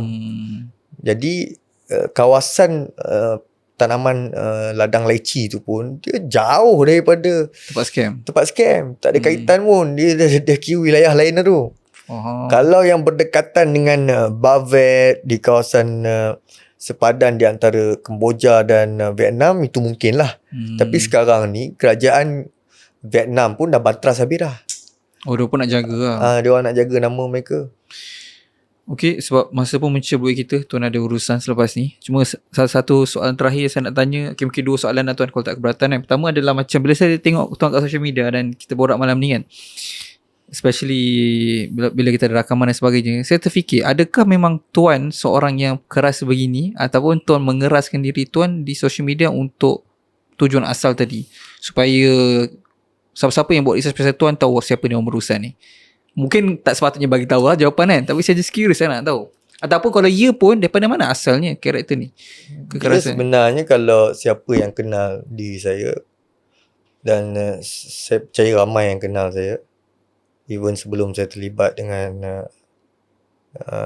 NGO dan sebagainya, memang watak saya begini daripada awal sehinggalah sekarang. Kita tidak boleh mengikut watak yang bukan daripada diri kita. Kalau kita nak buat keras kerana nak menghadapi situasi begini, saya percaya benda itu tak akan berlaku. Kerana untuk menjadikan ataupun membuat watak itu supaya menjadi sebegitu bukan mudah. Ibaratlah satu orang yang perwatakan lembut, tiba-tiba kau nak suruh dia jadi keras. Lama mana dia boleh buat? Mustahil. Dari segi watak keras atau tidak, itu memang saya daripada dulu. Yang macam mana yang bro tengok saya sekarang, itulah yang dulu. Tak ada beza. Malah bagi saya, kalau nak tahu diri kita yang sebenar adalah menjadikan diri kita sebenar. Be yourself, tu saja. Macam mana kita nak pretend kan, sebagai seorang yang keras kalau kita tidak boleh berada di dunia tu? Bukan mudah. Jadi dalam situasi begini pun, Datuk Hisham minta tolong saya kerana dia tahu saya bagaimana. Dan Alhamdulillah kita berjaya. Daripada 2002 sehingga ke sekarang. Kalau untuk siapa-siapa yang tengok nak cuba mengelak benda ni, macam mana nak tahu red flag usually dalam apa-apa iklan ataupun opportunity tawaran yang dia dapat untuk keluar negara? Macam contoh saya hari tu kan, lychee memang famous kat Vietnam, so jangan risau. Tapi untuk orang-orang yang tak tahu, dia macam ni lah. Macam saya bagi tahu banyak dalam media sosial saya. Saya bagi tahu benda yang paling mudah untuk kita fikir. Tak ada negara yang miskin boleh bagi kamu peluang pekerjaan. Macam mana kita nak kata negara tu miskin? Tengok currency. Malaysia ni, rate duit kita ni tinggi. Kalau kita nak jadi kuli pun, kita pergi Singapura. Sebab rate sana jauh lebih tinggi. Macam mana kita yang rate tinggi, gaji basic kita tinggi, kita nak pergi kerja ke satu negara miskin? Contoh Thailand. Duit dia jauh lebih rendah dari kita.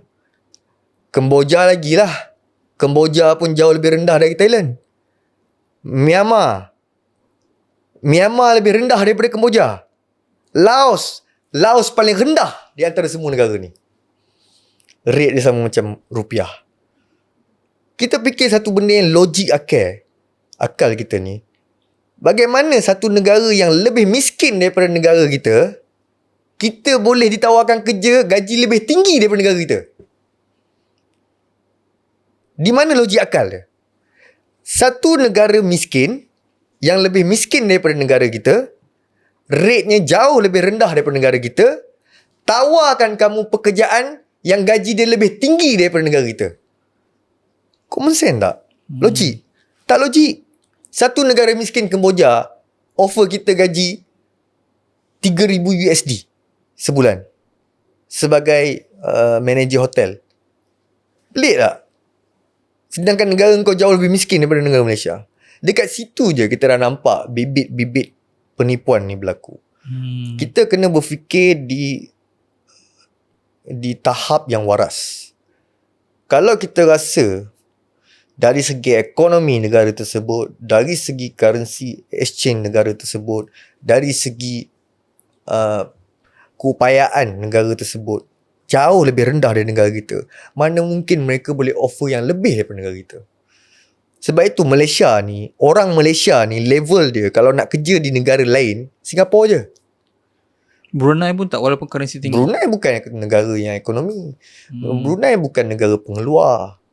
Malah Brunei pun bukanlah seperti Singapura yang memerlukan ramai pekerja, yang menjadi hub kepada antarabangsa. Jadi beza, walaupun currency mereka sama, situation ekonomi negara dia berbeza. Kalau kita kerja ke Brunei pun gaji basic lebih kurang $380 je. Sama macam Malaysia. China? China tidak dibenarkan orang luar negara kerja di China. China ni digunakan pekerja daripada rakyat dia sendiri. Malah kalau dia buat projek di negara luar pun dia hantar rakyat dia pergi sana. Contoh ada buat projek-projek pembangunan di Malaysia. Contoh ada satu projek besar yang ada kerjasama dengan kerajaan. Itu bukan buka peluang pekerjaan untuk rakyat Malaysia pun. Mereka hantar rakyat dia juga kerja di negara-negara luar. Kalau kita pergi Afrika sekarang ni, semua lebuh raya, airport, even bangunan parlimen, semua China yang buat. Projek tu China yang dapat. Malah negara-negara di Afrika, mereka berhutang dengan China untuk pastikan infrastruktur negara mereka tu lebih hebat daripada sebelumnya. Tetapi itu tidak membuka peluang pekerjaan kepada rakyat dia. Kerana ratusan ribu pekerja-pekerja China dihantar ke negara tersebut. Contoh Forest City. Yang buat Forest City bukannya orang kita. Semuanya dihantar daripada China untuk bangunkan Forest City. Kerana projek tu kerjasama di antara Malaysia dan juga China. Jadi macam mana kita nak kerja di China juga sedangkan dia punya cost labor lagi rendah. Sehingga menyebabkan iPhone pun buka kilang kat sana. Jangan cakap iPhone, ada beberapa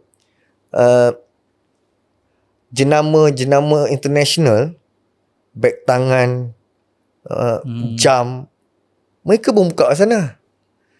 Malah mereka ada order daripada satu kilang ni, mereka hanya hantar satu design, bagi tahu, okay China, aku nak buat kulit dia material ni, material babi ke, material buaya ke, apa ke, ikutlah. Lepas tu aku nak titanium masuk untuk kawasan ni, kau jadikan 10,000 unit. China buat. Hantar balik ke negara dia, dia packing je brand dia. Brand international dia. So China jual dalam kuantiti 10,000 unit seperti yang dia tempah. Mereka ambil, lalu mereka just rebranding balik je. Lalu jual. Sebab tu ada setengah-setengah beg-beg tangan berjenama mewah ni, kita persoalkan mana kilang dia. Macam baru-baru ni kan, ada orang persoalkan Gucci mana kilang dia. Tak pernah tunjuk kilang dia. Tapi kalau tunjuk store dia ke apa ke, besar kan. Jadi itulah persoalan-persoalan yang belum lagi boleh dijawab oleh beg-beg mewah ni. Begitu juga dengan company-company chip dan sebagainya. Mereka ni ada pelabur-pelabur daripada Korea, daripada Eropah, malah ada daripada Rusia. Mereka berlumba-lumba buka kilang di sana kerana nak dapatkan material-material yang mudah didapati di China ni dan cost labor yang sangat rendah. Sebab itu kalau orang cakap iPhone, betul, iPhone buatan daripada US, betul. Tapi itu software je daripada sana. A sampai Z pembuatannya semua China. Semua datang daripada China. Sistem je datang daripada sana. Aplikasi dia dan sebagainya. Tapi selebihnya material, apa-apa yang melibatkan gadget dan sebagainya, semua datang daripada China. Malah kilang tersebut pun buat pasti di China. Jadi kalau nak kata kita nak kena kerja di China, mereka tak buka peluang pekerjaan, malah mereka tutup untuk rakyat mereka. Sebab itu kita banyak kali saya tekankan, kita kena bijak. Benda yang paling mudah kita boleh fikir, tapi itu pun kalau kita tak boleh fikir, maka tak salahlah kamu ni boleh pergi ke sana. Sebab satu negara yang kita boleh fikir secara logik lebih miskin daripada kita. Orang Kemboja pun datang Malaysia cari kerja. Orang Myanmar berapa ramai datang kerja kat Malaysia. Orang Laos pun berapa ramai perempuan semua datang kerja kat Malaysia. Kita pula nak pergi kerja sana. Gaji besar pula tu. Gaji besar pula tu tawaran dia. Fikirlah dari segi logik akal. Buka sikit minda tu kan. Dekat situ pun dah kena bohong. Kalau macam tu tak salah lah kamu sampai masuk ke pusat sindiket pembohongan terbesar Tapi di Asia. kira gempah punyalah, katakan benda lebih simple pun tak boleh fikir sampai kan masuk ke sindiket tu. Tapi bila masuk sindiket tu boleh pula close 2-3 juta lain macam Kalau tak boleh close 2-3 juta, jawapan dia nyawa. Nyawa dan juga seksa. Adakah kamu bersedia berdepan dengan renjatan elektrik? Adakah kamu bersedia berdepan dengan kayu? Dengan besi? Pipe? Adakah kamu bersedia untuk berdepan dengan bilik hitam? Semua tu berlaku secara terpaksa. Kamu tak ada choice ketika itu. Kalau kamu tak boleh nak close begitu tidak cerdik menggunakan komputer, satu lagi cara untuk kamu selamat adalah minta keluarga kamu bayar 100,000 baru kamu dilepaskan. Betul ke? Ya, mereka akan lepaskan. Betul. Itu ikut pengalaman saya. Setakat hari ini yang saya tahulah, kalau ikut cara saya takkan bersetuju untuk bayar tebusan. Tetapi ada beberapa kes yang saya tahu mereka bayar tebusan. Sebab apa? Apabila saya selamatkan mangsa tu, dia bagi tahu yang kawan dia balik sebab bayar 100,000. Jadi saya dapat maklumat tu daripada mangsa yang saya selamatkan. Dia bagi tahu ada 2 orang bayar 100,000. Saya tanya lepas. Duit tu perlu ditransfer melalui USDT wallet. Dia tak ada account bank dan sebagainya, tak ada. Jadi kena ada cryptocurrency punya wallet, USDT. So transfer daripada address 1 ke address 2. Duit tu terima, baru lepas. Alright, thank you so much Tuan. Sama-sama. Saya appreciate masa yang Tuan spend malam ni. Maybe Tuan ada apa-apa final word sebelum kita end kat viewers? Final word saya mudah. Awareness saya dah bagi. Banyak video-video pendedahan pun saya dah tunjuk. Rakyat Malaysia ni kira untung tau. Tak pernah lagi angkat spanduk tolong kami, tolonglah, tak pernah. Kalau kita tengok orang Indonesia, video-video mereka, siap mereka tulis satu kertas, angkat tolong Pak Prabowo, tolong Pak Jokowi, merayu-rayu mereka dekat kerajaan untuk minta diselamatkan. Jadi apabila pendedahan yang saya dah bagi ni, kesedaran yang dah ada, jadi rakyat Malaysia perlu menggunakan pemikiran mereka. Fikir sebelum buat apa-apa keputusan. Kerana setiap keputusan yang kita buat ni akan ada satu kesan yang buruk atau baik. Sebab itu kalau saya faham dengan keadaan ekonomi ataupun dalam keadaan sara hidup sekarang ni memerlukan satu pendapatan yang tinggi. Tetapi bukanlah tempat dia di negara yang miskin. Kamu kalau nak pendapatan tinggi, kamu pergilah Australia, pergilah cari peluang pekerjaan di Singapura, pergilah ke Eropah. Bukan ke negara yang lebih miskin daripada negara kamu. Jadi kita fikir secara logik, kerana kalau kita boleh fikir secara waras, munasabah, dari situ sedikit sebanyak membantu untuk kita menghentikan sindiket ni daripada ambil rakyat negara kita. Kerana mereka berjaya tawan ataupun perangkap ataupun colik rakyat negara kita adalah salah satu faktor adalah kerana kamu tidak berfikir dengan waras. Jangan terima peluang pekerjaan, jangan terperangkap dengan tawaran gaji yang lumayan, jangan sesekali ikut cakap kawan. 3 benda ni kalau kita ingat, Malaysia selamat. Tak ada isu dari segi sindiket pemerangan manusia lagi. Alright, thank you so much sekali lagi Tuan Azirul. Terima kasih. Alright guys, macam biasa Tuan Azirul Syafiq, kita bawa Tuan Azirul Syafiq dengan kita malam ni. Ada peluang ke untuk viewers nak join NGO? Nak join NGO boleh. Boleh pergi ke pejabat MSO di mana tak, saya pun lupa lah. Google je lah. Boleh Google pejabat MSO. Bolehlah pergi jumpa Datuk Hisham dan boleh pergi daftar di sana. Tetapi kalau nak ikut trip ni, no. Ush. Big no. Kenapa? Buat apa saya nak bawa seseorang yang kemungkinan akan membebankan saya? Faham. Sebab apa? Nak bawa orang lain yang kita tak kenal. Kalau apa-apa jadi pada dia, siapa nak tanggung? Saya juga. Dah lah Kalau nak kira orang nak ikut ni beramai. Hari-hari saya ni terima beratus chat. Katakan, tuan saya nak ikut. Saya fikir-fikir balik, korang ingat aku ni buat travel trip ke? Kan? Saya bukan travel agency. Kan? Nak pergi luar negara, nak bawa korang. Apa hal nak bawa korang? Untuk apa? Bukan. Persoalan saya, apa keperluan nak ikut? Saya pergi sana, saya ada kerja, saya dengan urusan saya nak pergi berdepan dengan sindiket, saya nak bawa balik rakyat Malaysia. Saya bukan pergi sana, saya nak shopping, saya nak jalan-jalan, kan? Saya nak makan angin, pergi jelajah makanan-makanan yang viral, balik. Bukan saya buat macam tu. So, apa keperluan nak ikut dan apa keperluan saya nak bawa kamu? So, daripada membebankan, lebih baik tak payah, duduk rumah diam-diam, relax kan. Nanti pergi beli tiket, terbang sendiri. Alright guys, so macam biasa boleh komen apa-apa soalan korang kat bawah. Boleh komen lagi siapa korang nak tengok next, insyaAllah. Kita jumpa di episod akan datang. Assalamualaikum. Assalamualaikum guys. So korang boleh beli emas sekarang dengan UCAS melalui Public Gold. Alright, so harga emas sangat-sangat dahsyat sekarang. Dah 600 lebih as of kita tengah shoot video ni sekarang. And korang boleh beli online saja di Public Gold. Dan korang boleh redeem physical ataupun nak beli online, pegang secara online pun boleh, tak ada masalah.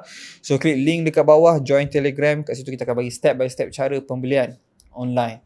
So saya pun dah pegang banyak emas. So dah sampai masa untuk korang juga. Dah terbukti emas adalah salah satu aset yang harga sangat-sangat selamat. Tekan link kat bawah.